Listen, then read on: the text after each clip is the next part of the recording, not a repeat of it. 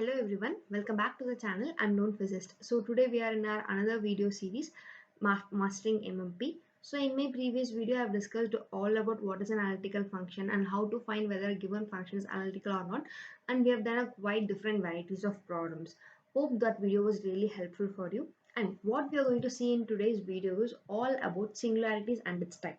And this particular topic is really very important because for any competitive exam after your graduate, this topic has a quite weightage to any exams, especially for IIT JAM and GATE exam. You can expect at least one question. Now, even in CSR, NET, TFR, everywhere you can expect at least one question from contour integration. So this particular part is going to be the base for all of those things. And if you are a new visitor to this channel, in this channel I do make videos on different concepts of physics. Right now I'm doing two series. One is Mastering MMP, which is completely in English, and I have completed matrices, that is linear algebra in that. And one more is Quantum 100, which is completely in Tamil. Even there I have done quite really important topics with a lot of interesting tricks. So let us get started with today's video. So what we are going to see today is all about singularities. So what do you mean by singularity? We are going to see about singularities. So first we have to know what do you mean by singular point. We have to know what do you mean by singular point. So singular point is nothing, a point at which a function f of z is not analytic. F of z is not analytic. Then that point is known as singular point. So that is how we define singularities. Okay. So for example, if I have a function f of z is equal to 1 by z minus b. Suppose if my z value is equal to a, then what is my f of z? It becomes infinity. So this function is not analytic, right? So this is the case.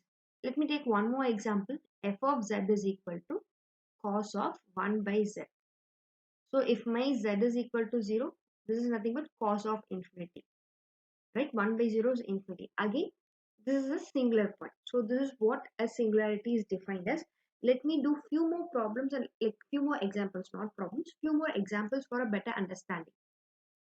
So for example, if I have a function f of z is equal to 1 by z minus 1 into z plus 2. So actually a point at which f of z is undefined. To be more precise, a point at which f of z is undefined. Okay? So your denominator should be equal to 0. Then only it will become an undefined, right? So what should be your z values? Your z value should be either 1 or it should be minus 2. Because if you take z minus 1 is equal to 0, then your z is equal to 1. Similarly, z plus 2 is equal to 0, then your z is equal to minus 2. So it should be either plus 1 or minus 2. So this is known as isolated singularity. This we call as isolated singularity. And we have something called non-isolated singularity. Non-isolated singular point. So let me give an example for it. For example, if I have a function f of z is equal to 1 by e raised to z minus 1. So my denominator should be equal to 0. So e raised to z minus 1 equal to 0. So e raised to z should be equal to 1. So then my z value should be equal to I, 2 and 5. So you can e raised to z can be written as cos theta plus I sin theta. So here your z value should be I, 2 and 5. Okay. So then your z will be equal to 0 or plus or minus 2I pi, and then plus or minus 4I pi. So we are having a many number values. So we call this as non-isolated singular points. Non-isolated singular points. Okay. Non-isolated singular point. And we have three types of singularities. Okay. We have three types of singularities. The first one is essential singularity. Essential singularity. And the next is pole of order. Pole of order. And the third is removable singularity. So today in this video we will be seeing in detail about all these types. Okay.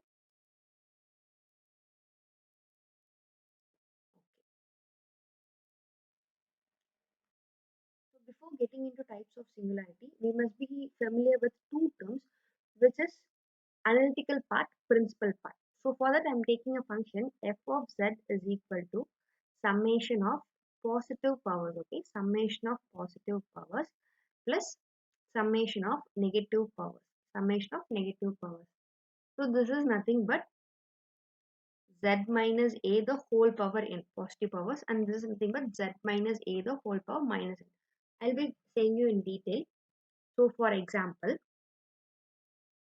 f of z is equal to be mentioned here, z is equal to a is your singular point, okay, z is equal to a is your singular point. So f of z is equal to summation n is equal to 0 to infinity a n into z minus a the whole power n plus summation n is equal to 1 to infinity b n into z minus a the whole power minus n. So here this is your numerator part and this is your denominator part because your powers are in minus. So that's why represented in such way. So a positive powers terms are named as analytical part. These are named as analytic part. These are well defined. Analytical part and these are well defined. And these are named as principal part. Negative powers are named as principal part and these are undefined. These are only things which are undefined. So let us give, let me explain with few examples.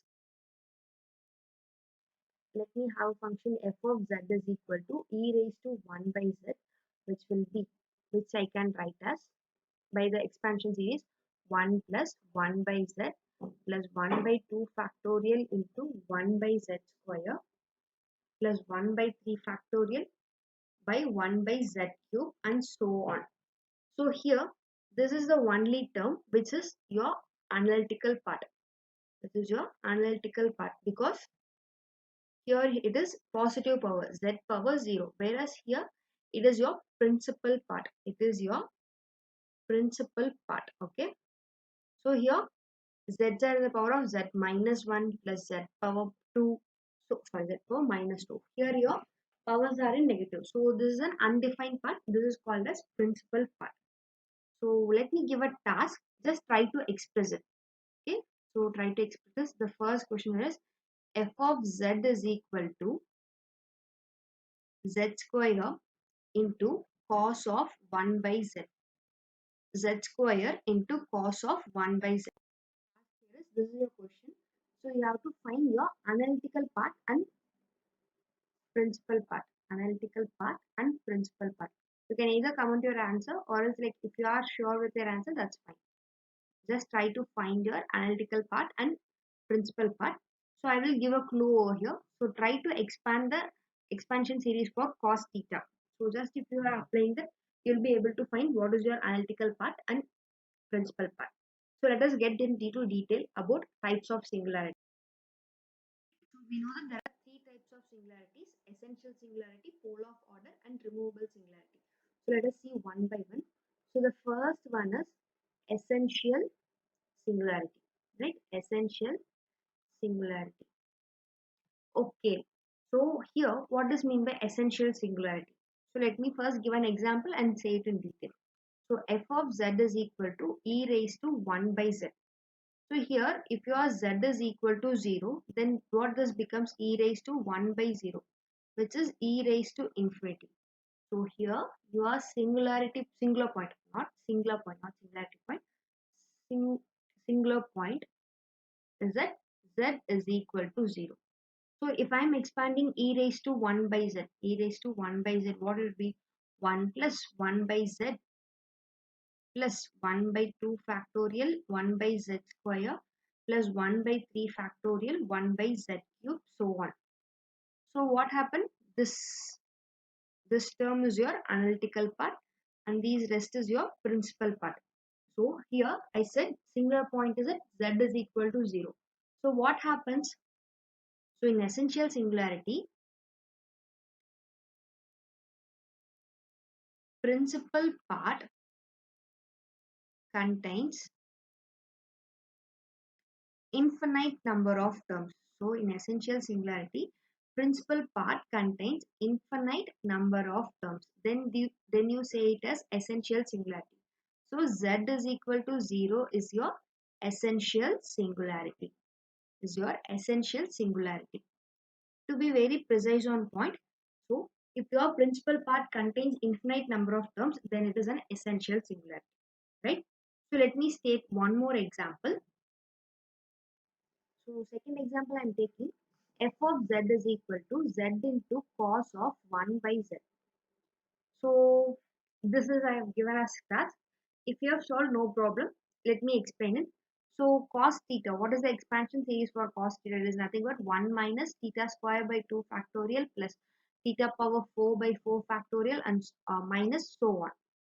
So my f of z will be z into 1 minus 1 minus 1 by z, 1 by 2 factorial into 1 by z square plus 1 by 4 factorial into 1 by z power 4 minus and so on, right?